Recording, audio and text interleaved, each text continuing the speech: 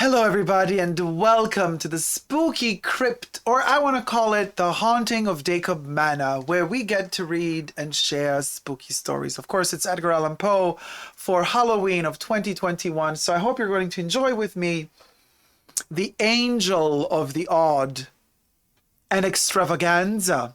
Yeah, literally, that's the title. And thumb up this video, subscribe to my channel if you haven't already.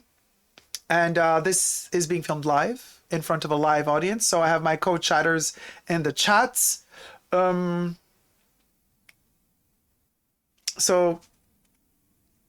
let me know what you think about the story as it progresses. This is an Edgar Allan Poe short story, The Angel of the Odd, an extravaganza.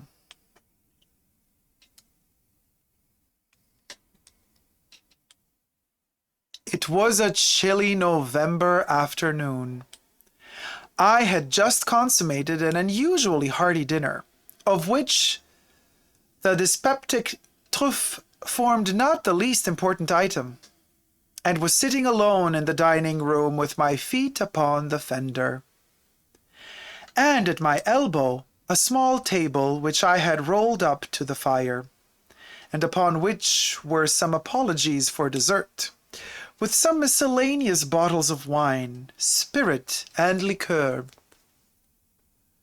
In the morning, I had been reading Glover's Leonidas, Wilkie's Epigoniad, Lamartine's Pilgrimage, Barlow's Columbiad, Tuckerman's Sicily, and Griswold's Curiosities. I am willing to confess, therefore, that I now felt a little stupid. I made effort to arouse myself by aid of frequent Lafitte, and all failing, I betook myself to a stray newspaper in despair. Having carefully pursued the column of houses to let, and the column of dogs lost, and then the two columns of wives and apprentices runaway, I attacked with great resolution the editorial matter, and, reading it from beginning to end without understanding a syllable, conceived the possibility that it might be Chinese. And so I reread it from the end to the beginning, but with no more satisfactory result. I was about throwing away in disgust. This folio of 4 pages, happy work, which not even critiques criticize. When I felt my attention somewhat aroused by the paragraph which follows. The avenues to death are numerous and strange. A London paper mentions the decease of a person from a singular cause. He was playing at Puff the Dart, which is played with a long needle inserted in some worsted and blown at a target through a thin tube. He placed the needle at the wrong end of the tube, and drawing his breath strongly to puff the dart forward with force, drew the needle into his throat. It entered the lungs, and in a few days killed him. Upon seeing this, I fell into a great rage, without exactly knowing why. This thing, I exclaimed, is a compatible falsehood, a poor hoax, the less of the invention of some pitiable penny-a-liner, of some wretched concoctor of accidents in cocaine. These fellows, knowing the extravagant gullibility of the age, set their wits to work in the imagination of improbable possibilities, of odd accidents, as they term them, but to a reflecting intellect like mine, I added in a parenthesis, putting my forefinger unconsciously to the side of my nose, to a contemplative understanding such as myself possess, it seems evident at once that the marvelous increase of late in these odd accidents is by far the oddest accidents of all. For my own part, I intend to believe nothing henceforward that has anything of the singular about it. Mein Gott, denn what a fool you beest for that, replied one of the most remarkable voices I ever heard. At first I took it for a rumbling in my ears, such as a man sometimes experiences when getting very drunk. But, upon second thought, I considered the sound as more nearly resembling that which proceeds from an empty barrel beaten with a big stick. And, in fact, this I should have concluded it to be, but for the articulation of the syllables and words. I am by no means naturally nervous, and the very few glasses of Lafitte which I had sipped served to embolden me no little, so that I felt nothing of trepidation, but merely uplifted my eyes with a leisurely movement, and looked carefully around the room for the intruder. I could not, however, perceive anyone at all in the room. "Humph!" resumed the voice, as I continued my survey. "You mus be so drunk as the pig, then for not see me as I sit here at your side." Hereupon I bethought me of looking immediately before my nose, and there, sure enough, confronting me at the table, sat a personnage nondescript, although not altogether indescribable. His body was a wine pipe, or a rum puncheon, or something of that character, and had a truly Falstaffian air. In its nether extremity were inserted 2 kegs, which seemed to answer all the purposes of legs. For arms, there dangled from the upper portion of the carcass 2 tolerably long bottles, with the neck outward for hands. All the head that I saw the monster possessed of was one of those Hessian canteens which resemble a large snuff-box, with a hole in the middle of the lid. This canteen, with a funnel on its top like a cavalier cap slouched over the eyes, was set on edge upon the puncheon, with the hole toward myself. And through this hole, which seemed puckered up like the mouth of a very precise old maid, the creature was emitting certain rumbling and grumbling noises, which he evidently intended for intelligible talk. "I say," he said, "you must be drunk as the pig. For sit there and not see me, sit here, and I say, do. You must be pigger fool as the goose, for to disbelieve what is print in the print, 'tis the truth. That it is, every word of it is the truth." "Who are you, pray?" I said, with much dignity, although somewhat puzzled. "How did you get here, and what is it you are talking about?" "As for how I comed here," replied the figure, "that is none of your business. And as for what I be talking about, I be talk about what I think proper. And as for who I be, why that is be very thing I comed here for to let you see for yourself." "You are a drunken vagabond," said I, "and I shall ring the bell and order my footman to kick you into the street." "He, he, he," said the fellow, "hoo, that you can't do." "Can't do?" said I. "What do you mean? I can't do what?" "Ring the bell," he replied, attempting a grin with his little villainous mouth. Upon this I made an effort to get up in order to put my threat into execution, but the ruffian just reached across the table very deliberately, and hitting me a tap on the forehead with the neck of one of the long bottles, knocked me back into the armchair from which I had half arisen. I was utterly astounded, and for a moment was quite at a loss what to do. In the meantime, he continued his talk.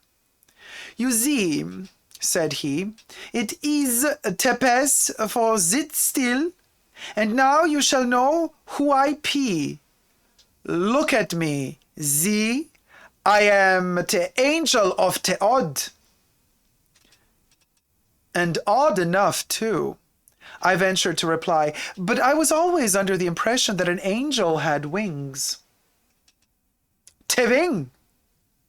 He cried, highly incensed. What I pay to do with Teving? Mein Gott, do you take me for a chicken? Oh, no, I replied, much alarmed. You are no chicken. Certainly not. Well then, sit still and behave yourself, or I'll rap you again mit me fist. It is the chicken up the wing, und the owl up the wing, und the imp up the wing, und the head teufel up the wing, the angel up not the wing, and I am the angel of the odd. And your business with me at present is my business, ejaculated the thing. Why, what a low-bred puppy you must pay for to ask a gentleman and an angel about his business. This language was rather more than I could bear, even from an angel. So, plucking up courage, I seized the salt cellar which lay within reach, and hurled it at the head of the intruder. Either he dodged, however, or my aim was inaccurate, for all I accomplished was the demolition of the crystal which protected the dial of the clock upon the mantelpiece. As for the angel, he evinced his sense of my assault by giving me 2 or 3 hard consecutive raps upon the forehead as before. These reduced me at once to submission, and I am almost ashamed to confess that either through pain or vexation, there came a few tears into my eyes. Mein Gott, said the angel of the odd, apparently much softened at my distress. Mein Gott, the man is either very drunk or very sorry. You must not drink. It's so strong. You must put the water in the wine. Here, drink this, like a good feller. And don't cry now. Don't.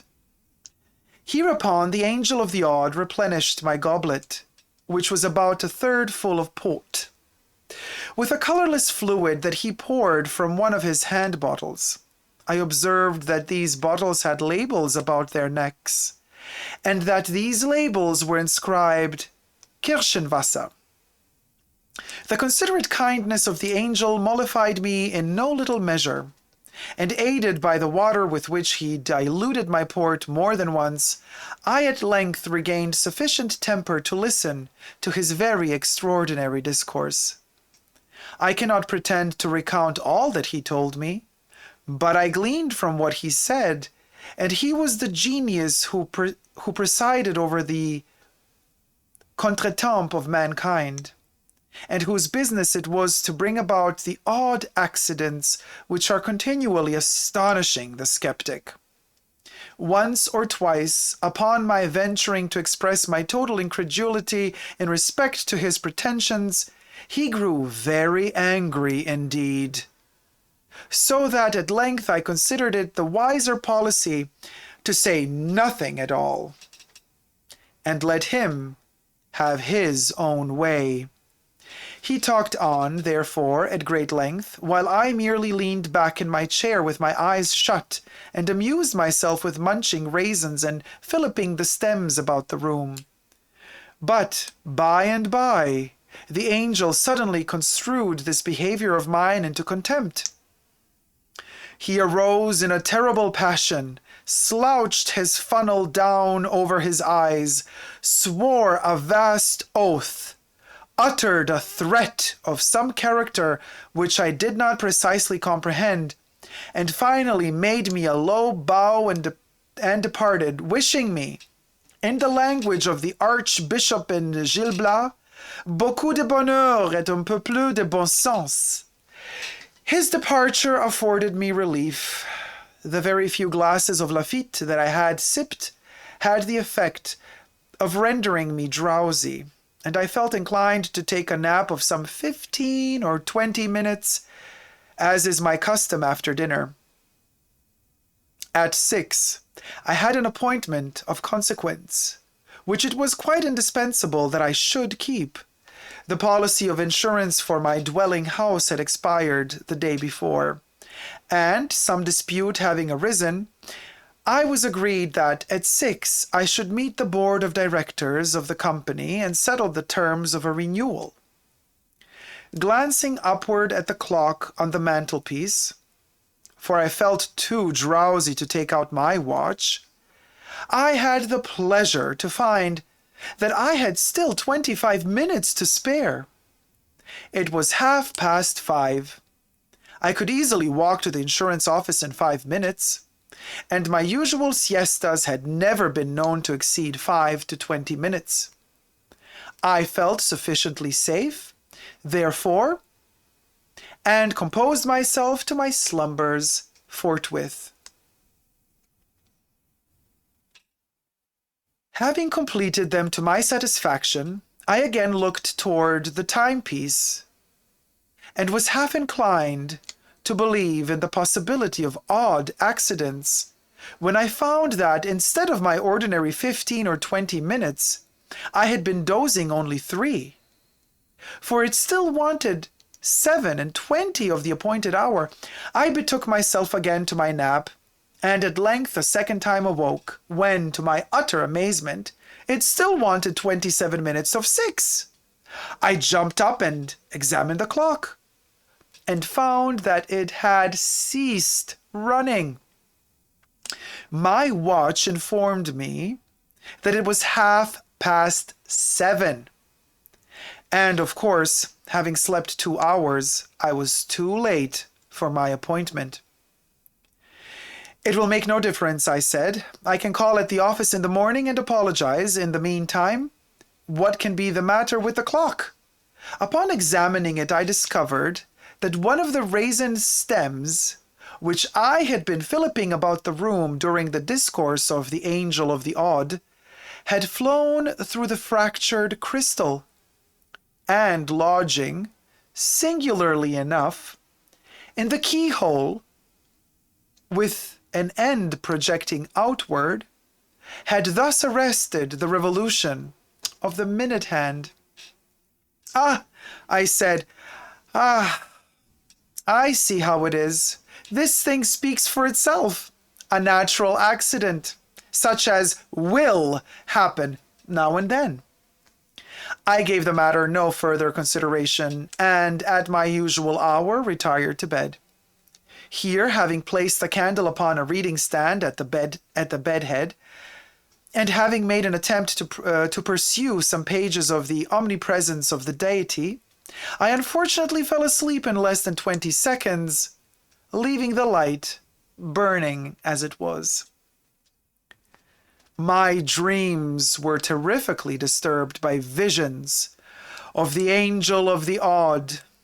Methought he stood at the foot of the couch, drew aside the curtains, and in the hollow, detestable tones of a rum puncheon menaced me with the bitterest vengeance for the contempt with which I had treated him.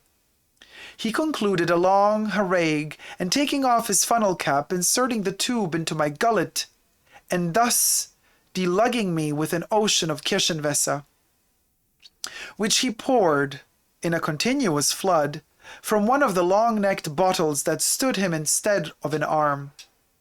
My agony was at length insufferable, and I awoke just in time to perceive that a rat had run off with the lighted candle from the stand, but not in season to prevent his making his escape with it through the hole. Very soon, a strong, suffocating odor assailed my nostrils. The house, I clearly perceived, was on fire. In a few minutes, the blaze broke forth with violence, and in an incredibly brief period, the entire building was wrapped in flames. All egress from my chamber, except through a window, was cut off. The crowd, however, quickly procured and raised a long ladder. By means of this, I was descending rapidly, and in apparent safety, when a huge hog, about whose rotund stomach, and indeed about whose whole air of physiognomy, there was something which reminded me of the angel of the odd, when this hog, I say, which hitherto had then quietly slumbering in the mud, took it suddenly into his head that his left shoulder needed scratching, and could find no more convenient rubbing post than that afforded by the foot of the ladder. In an instant I was precipitated and had the misfortune to fracture my arm. This accident, with the loss of my insurance, and with the more serious loss of my hair, the whole of which had been singed off by the fire, predisposed me to serious impressions, so that finally I made up my mind to take a wife. There was a rich widow disconsolate for the loss of her 7th husband, and to her wounded spirit I offered the balm of my vows. She yielded a reluctant consent to my prayers. I knelt at her feet in gratitude and adoration. She blushed and bowed her luxuriant tresses into close contact with those supplied me, temporarily, by Grandjean. I know not how the entanglement took place, but so it was. I arose with a shining pate, wigless. She, in disdain and wrath, half buried in alien hair. Thus ended my hopes of the widow by an accident which could not have been anticipated, to be sure, but which the natural sequence of events had brought about. Without despairing, however, I undertook the siege of a less implacable heart. The fates were again propitious for a brief period, but again, a trivial incident interfered. Meeting my betrothed in an avenue thronged with the elite of the city, I was hastening to greet her with one of my best considered bows, when a small particle of some foreign matter lodging in the corner of my eye rendered me, for the moment, completely blind. Before I could recover my sight, the lady of my love had disappeared. Irreparably affronted at what she chose to consider my premeditated rudeness in passing her by ungreeted, while I stood bewildered at the suddenness of this accident, which might have happened nevertheless to anyone under the sun, and while I still continued incapable of sight, I was accosted by the angel of the odd, who proffered me his aid with a civility which I had no reason to expect. He examined my disordered eye with much gentleness and skill, informed me that I had a drop in it, and, whatever a drop was, took it out, and afforded me relief. I now considered it high time to die, since fortune had so determined to persecute me, and accordingly made my way to the nearest river.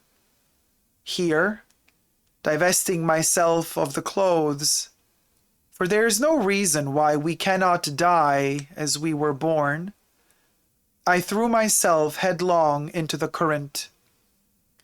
The sole witness of my fate being a solitary crow that had been seduced into the eating of brandy-saturated corn. and so had staggered away from his fellows. No sooner had I entered the water than this bird took it into his head to fly away with the most indispensable portion of my apparel. Postponing, therefore, for the present my suicidal design, I just slipped my nether extremities into the sleeves of my coat, and betook myself to a pursuit of the felon with all the nimbleness which the case required and its circumstances would admit. But my evil destiny attended me still.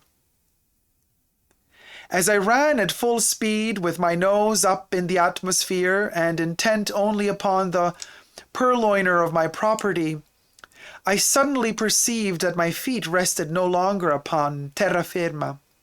The fact is, I had thrown myself over a precipice and should inevitably have been dashed to pieces.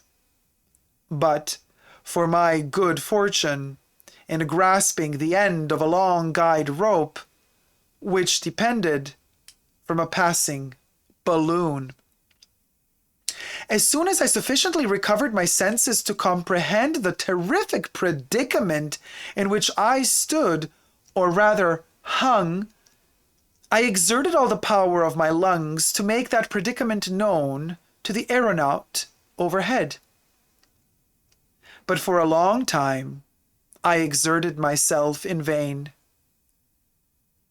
Either the fool could not, or the villain would not perceive me.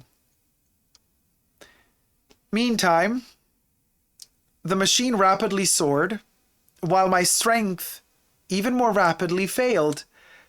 I was soon upon the point of resigning myself to my fate and dropping quietly into the sea, when my spirits were suddenly revived by hearing a hollow voice from above, which seemed to be lazily humming an opera air.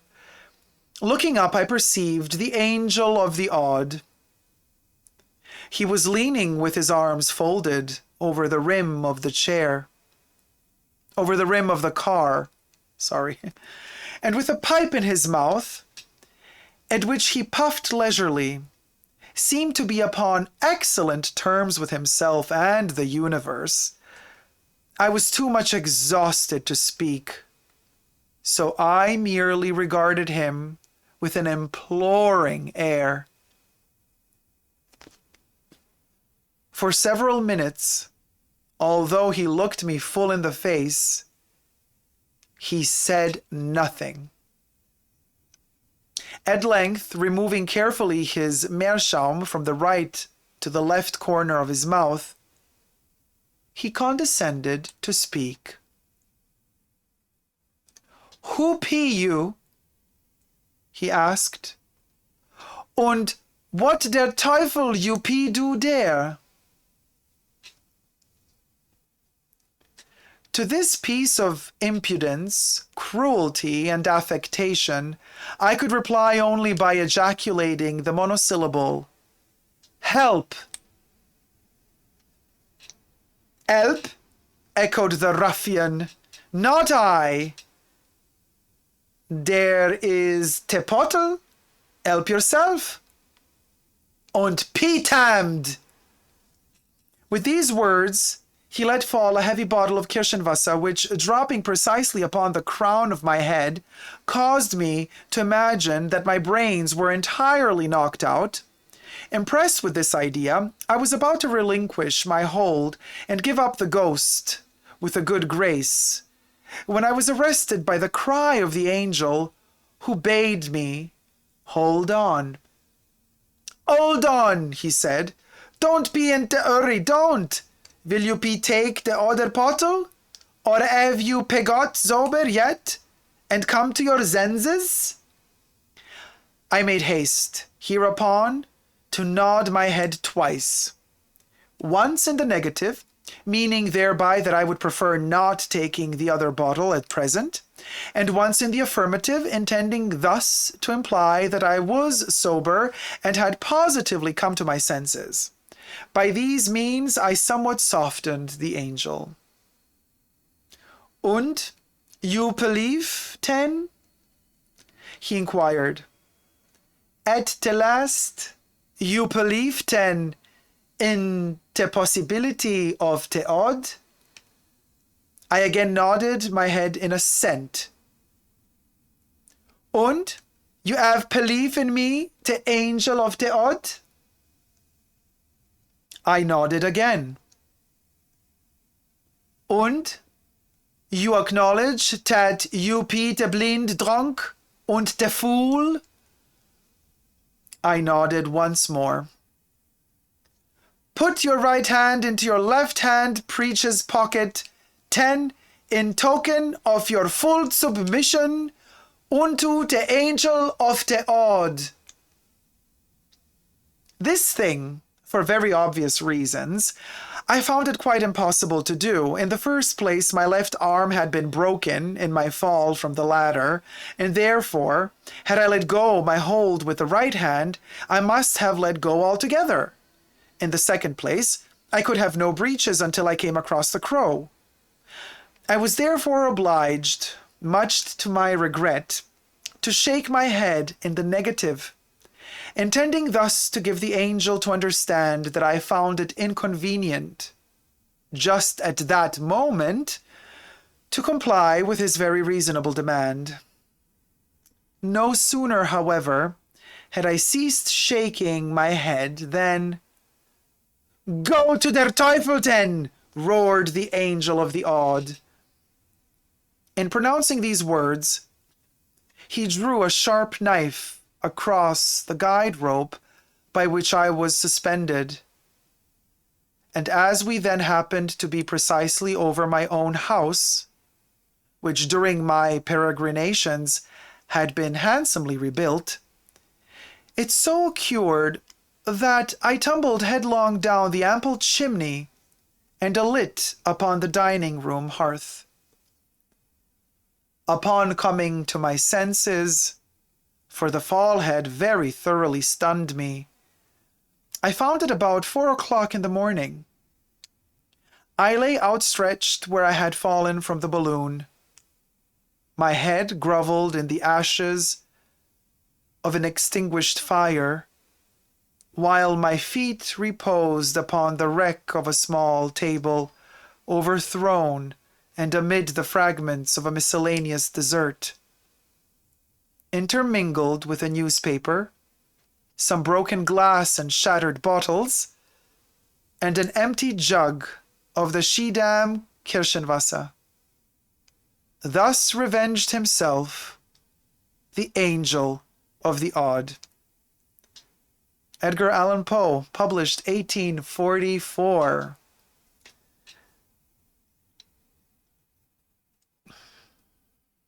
The Angel of the Odd, an extravaganza. I hope you've enjoyed this little Halloween countdown read. Jesus says, what book are we reading? We're reading a short story by Edgar Allan Poe. The Angel of the Odd, an extravaganza. Hello, Iris, Elisa. Dacob, darling, you are a legend. Oh, Iris, thank you so much. Thank you for tuning in. It's great practice to be on good terms with the universe, says Jack Dean, right? Jack says, it's Dr. Frankenfurter. Whoop, whoop. Clap, clap, clap, says Jack. Thank you so much. Rachel says, that angel, a menace. LOL. Jack says, we do love a naughty angel. Lily Bonfils is applauding. Thank you guys so much. I hope you've enjoyed... Aisha says, amazing. I hope you've enjoyed this read. This little short text or story by Edgar Allan Poe is very interesting indeed. We don't know if all of this was a dream, if our main character got drunk and then just nodded off in his own home and woke up after a dream to all of this memory, or if it really happened. Was he in the Twilight Zone? Did he depart this world, enter into a parallel universe, and then come back to this world? Or did he just really confront himself with the frailty and fragility of life, and with the fact that sometimes the craziest of stories that we do not believe to be true indeed are the true ones, indeed are the only possible true ones. There's a lot of food for thought here. Debbie says, fascinating. I need to read more of my book. Rachel says, I loved your rendition. Thank you so much, Rachel. So sweet of you. Yes, Debbie. Edgar Allan Poe. It's not, Edgar Allan Poe is more than just Halloween and the spooky. There is psychology and a constant reflection, mirroring of oneself, human reality, your social self, through these texts, because these characters we've seen already through the couple of texts we read together thus far, they don't even have names. They are random human beings, and they could be us.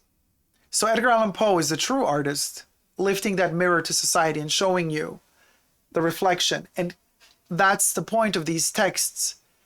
We call them spooky texts for Halloween, but they're not spooky because they're horror stories. The horror of them is the reality of them. It's the reflection upon one's self. And they are reflective. They appear to be super scary and spooky and sometimes completely contorted, when in reality all they are is reflective of human nature, reflective of our beliefs, reflective of our superstitions, reflecting and making us ask ourselves, what does it really mean? Are we really constantly going to obsessively want to rationalize every step of the way? Or is there perchance and perhaps something inside of us that is deeper rooted than just logic, than just mathematic equations? Is there more? Is there more? And this is something that I feel through the insanity, the apparent insanity of Edgar Allan Poe's texts. This is the constant question that he keeps asking. Through this apparent insanity, in reality, what we get is very, very simple questions that a human asks another human. What are you capable of? How far can you push things to go? Could you even, if you can fathom it, does that automatically mean that you could do it? If something is fathomable, does it mean that it's also doable? Or does it perchance even mean that if it's fathomable, it has already in reality happened? Maybe in another time, maybe in another universe, maybe in the Twilight Zone. But if you can imagine it, is it real? Thank you guys so much for tuning in. I hope you've liked the reading of The Angel of the Odd by Dacob from Edgar Allan Poe, the one and only. Thumb up this video, subscribe to my channel if you like it. Jesus says there is always something more. PJD says chaos is the real horror, the reality. Edgar is in my top 3 authors. Easy, been a fan since I was 8, says Rachel Jackson. Jack says Edgar Allan Poe is like a spiritual practice in and of itself. Oh, totally. Completely agree with you. Julie Scott says, great to have something cool to listen to on my lunch hour. Oh yes, I'm glad you enjoyed it. Oh, he did so much. Plays included, says Debbie. Yes, it's a waterfall of creativity and art, and it's just amazing. So thank you guys so much for tuning in to this short text. Thumb up this video, subscribe to my channel, and never forget to never give up on spooky love. Love you all. See you soon. Take care. Bye. Mwah.